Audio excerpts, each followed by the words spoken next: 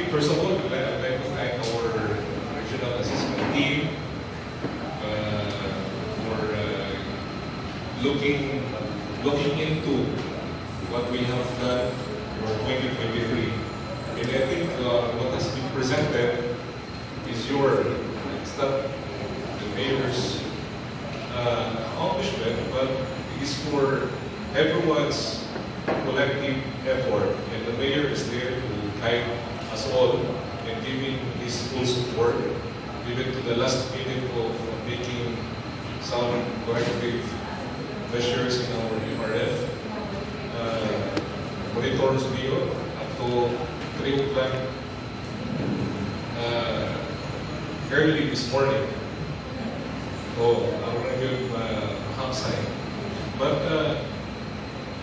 ang akong kanita, kung nalunod ka ron, hindi ka rin ko itong gamitin.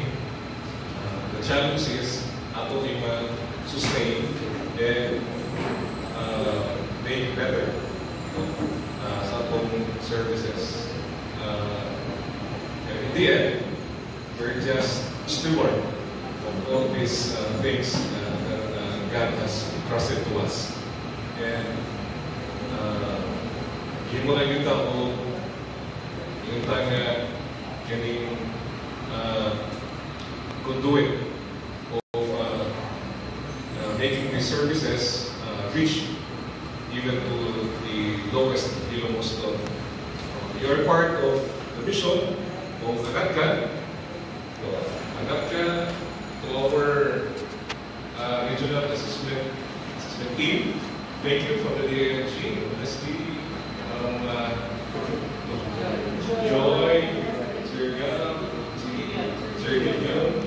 Thank you very much for looking in what we have performed for the last year. Of course, but Jess, can we give another round of applause? Of course, applause to everyone. I know how busy the group chat is for the last months. Kung ibong lagon yan, way nahilo. Kung yung magkapoy, siguro ito. As I said, the challenge is sustain this one. Asa itong areas na doon tayo pinos, hindi ko rin kita nagkapasal. Hopefully, next year, ato ito rin mapasahan. In the end, ang achievements sa sa sector, o sa pillar, our area, o dili ko lang sa ihalan. So those 10 areas should work hand in hand. It's not Yarone, Yarapulio, so each one of us is the brothers or sisters, keeper with the other areas kung naging po sa atong assistance. Thank you very much for this DVD. Hopefully, achieve na po ang getting ang objective. Maybe not this year, but this year. So, then, bigyan tayo, Agapka, Ilocos